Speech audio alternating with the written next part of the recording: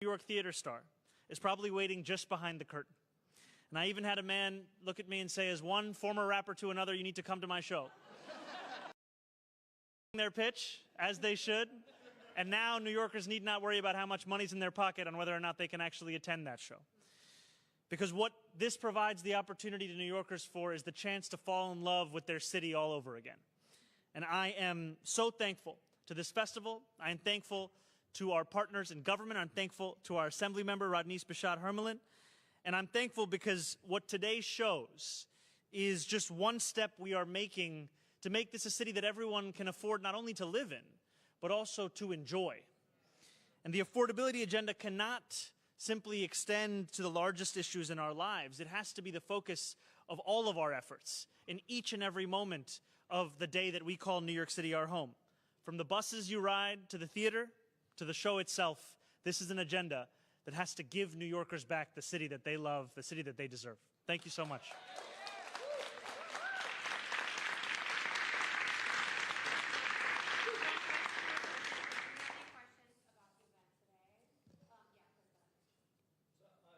Mayor, question about incidents that happened last night. Two people were shot. Can I definitely get a question after? Yes, sir. Yes. Yes, sir. Hi, Michael Paulson from the New York Times. I'm curious about whether you see this as a one-off or whether you have a broader critique of the affordability or accessibility of theater in New York, and if so, what you see doing about it. This is just one example of an agenda and an approach that we are going to take to ensure that arts are not simply thought of as a luxury for the wealthy or a treat for the tourists. Arts have to be something that are infused into the lives of everyday New Yorkers. We know that for too long, it has felt as if a world away. There are people just a few blocks away for whom this festival was something they hadn't heard of until this announcement was made. And so we are going to spend our time, our agenda, and the time that we have in office in doing everything we can to bring arts back to New Yorkers all across the 5 boroughs. Thank you. There were 2 police-involved shootings last night. I was wondering, when were you first briefed on those incidents, and how come you didn't put out comment on it until this morning? Since we're short on time, I also wanted to ask, we reported earlier this week... Please, I'm just going to answer that one, and then I'll come back to you for the second one, just to make sure we answer in totality. So I take it very seriously, the language that I use, and I think that in a situation such as this, you have to be very intentional in what you share. And so while I was briefed about this late last evening, I wanted to make sure that everything that we shared with New Yorkers was the language that we wanted them to know about this. And I've made those broader thoughts clear. And I would also add, frankly, that last night officers were placed in incredibly difficult and dangerous circumstances. The actions they took, they responded swiftly. And I will always emphasize when someone has been killed, the need for a thorough investigation, as is our current process. And we are going to work to ensure the safety of both officers and New Yorkers at large. And I know you had a second question. We reported earlier this week that New York City taxpayers at this point have paid more than $600,000 to represent former Eric Adams advisor Tim Pearson in sexual harassment lawsuits. This representation has long been controversial. Do you plan on rescinding that taxpayer-funded private representation from Mr. Pearson? As soon as we read that report, we started to look into it, and when we have anything additional to share, we will do so. But thank you for the reporting. Mayor, following up on the police incidents last night, I'm just wondering about protocol. Do you call the officers? It can be very traumatic if they're involved in a fatal shooting. Did you speak to the police commissioner, or just what was your interaction with the NYPD?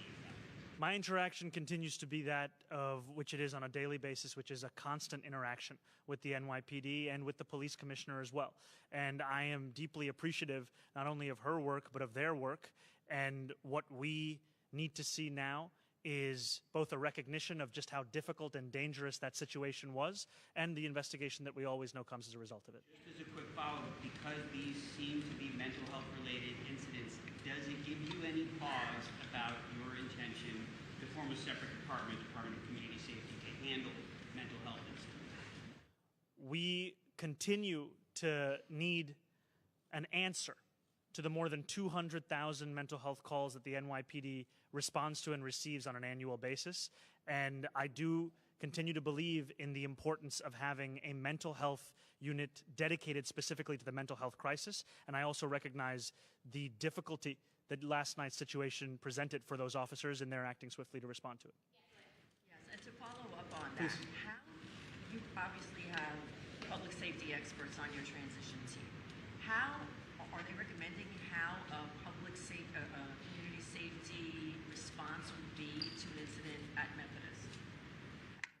Steps to how that would take place. This is very much in the conversations that we're having at this time. What I do appreciate, however, is that as we chart a new path forward, that we continue to have a police department that is responding to the needs that are in the immediate.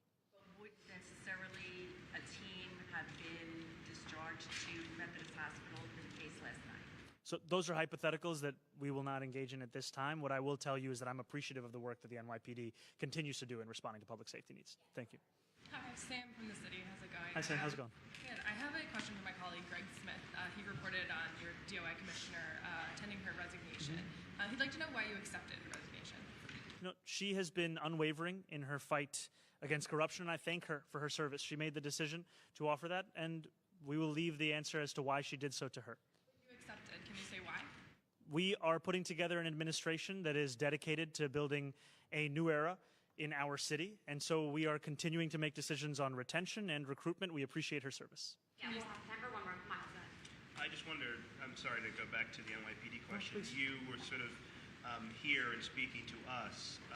It's the first time that you've said anything about the officers, and then the tweet you sort of spoke about an internal investigation and about the folks who were killed in those instances. There's questions in the department about why you're not more forceful about the work that those officers did. And then there's also the apparently consternation with the police commissioner about, not hearing from you publicly about it and feeling as though there wasn't enough support for those officers who, fired, and it's a traumatic experience for them as well. I want to be very clear in the first remarks that I'm sharing with you here, as I said earlier today, that last night officers were put in a difficult and dangerous situation. And I continue to appreciate the work that they do every single day in New York City to keep New Yorkers safe. And I also recognize the immense difficulty that comes with that responsibility. And I appreciate the work also of my police commissioner in ensuring that we are delivering this public safety to New Yorkers. And that, to me, is the focus of this moment. Thank you, guys. Thank you, guys. I want to